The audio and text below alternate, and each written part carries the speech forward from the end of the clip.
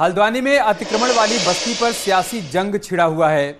एक तरफ उत्तराखंड सरकार कोर्ट के फैसले पर बस्ती वालों को नोटिस जारी कर रही है, तो दूसरी तरफ दिल्ली से देहरादून तक सियासत जारी है। आपको पूरी रिपोर्ट दिखाएंगे, लेकिन उससे पहले अतिक्रमण वाली बस्ती पर 10 अपडेट आपको दे देते हैं। पहली बड़ी बात यह है कि रेलवे की 78 एकड़ जमीन पर अतिक्रमण किया गया है, और दूसरी बड़ी बात यह है कि नैनीताल हाईकोर्ट से अतिक्रमण हटाने का आदेश जारी हो चुका है। रेलवे की जमीन से 4365 घर हटाने के आदेश जारी हुए हैं और कोर्ट के आदेश पर अतिक्रमण तोड़ने की प्लानिंग भी शुरू हो चुकी है। 7 जनवरी तक घरों को खाली करने का नोटिस दिया गया है। एक्शन के विरोध में लोग सड़कों पर उतर आए हैं, प्रदर्शन कर रहे हैं और विपक्षी पार्टियां प्रदर्शन को हवा दे रही हैं। कांग्रेस, एआईएमआईएम, एसपी, बीएसपी ने विरोध किया है घरों को तोड़े जाने का। मुसलमानों को बेघर करने का आरोप लगाया जा रहा है इन सभी पार्टियों की तरफ से। और 10वीं बड़ी बात इस मामले में यह है कि फैसले के खिलाफ 5 दिसंबर को यानी कल सुप्रीम कोर्ट में सुनवाई होगी।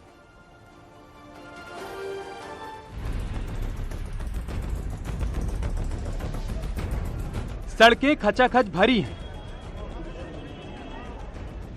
लोगों का हुजूम उमड़ पड़ा है। जहां तक नजर जाएगी लोगों की भीड़ ही नजर आएगी।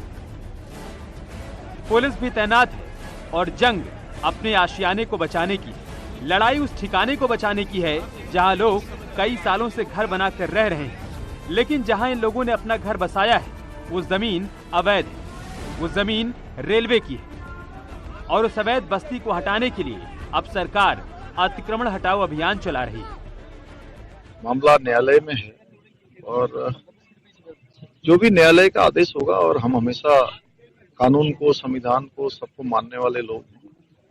जो भी विधि सम्मत न्यायालय का फैसला होगा सरकार उस पर काम करेगी। सभी को माननीय न्यायालय पर भरोसा करना चाहिए, उन पर विश्वास करना चाहिए। हमारी संस्था है और हम सब लोग न्यायालय को मानते हैं और सरकार के स्तर पर न्यायालय का जो भी निर्णय आएगा वो हमको मानना है। हाथ में तख्तियां लिए इन लोगों की मांग है कि उनके घरों को उजाड़ा न जाए, उन्हें बेघर न किया जाए। लेकिन रेलवे की 78 एकड़ जमीन पर बने 4365 घरों को तोड़ने का फरमान जारी हो चुका है। हाई कोर्ट ने आदेश दिया तो ये लोग सुप्रीम कोर्ट पहुंच गए। लेकिन सवाल ये है कि क्या अवैध अतिक्रमण से कॉलोनी बसाई जा सकती है?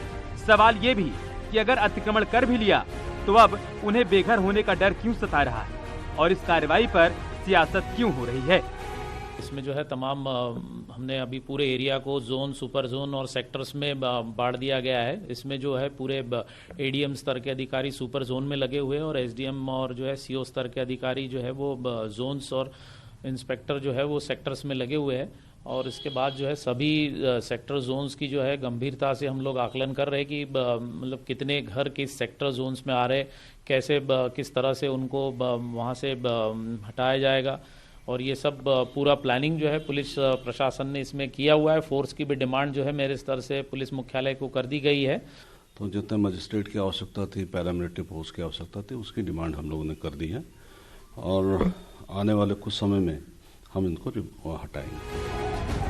जब कोर्ट ने अतिक्रमण हटाने का आदेश दिया तो हल्द्वानी की आवाज दिल्ली तक पहुंच गई और सियासतदानों ने भी मोर्चा संभाल लिया और उस अतिक्रमण का समर्थन करने लगे जिसमें उन्हें वोट बैंक नजर आ रहा है।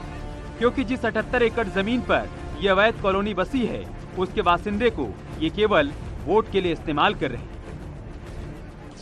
एक बात सुनिए, जब दिल्ली में इलीगल कॉलोनीज को मोदी सरकार रेगुलाइज करती है, दिल्ली में चुनाव से पहले करती है, यहां पर 2016 में वही स्टेट गवर्नमेंट ने ये कहा कि ये स्टेट की प्रॉपर्टी है। आज वहां की उत्तराखंड की बीजेपी की सरकार ये कह रही है कि स्टेट की नहीं है प्रॉपर्टी। आप बताइए कि ये कैसा इंक्रोचमेंट हो सकता है जब वहां पर 3 गवर्नमेंट के इंटर कॉलेज हैं, 5 गवर्नमेंट के स्कूल हैं, 5 गवर्नमेंट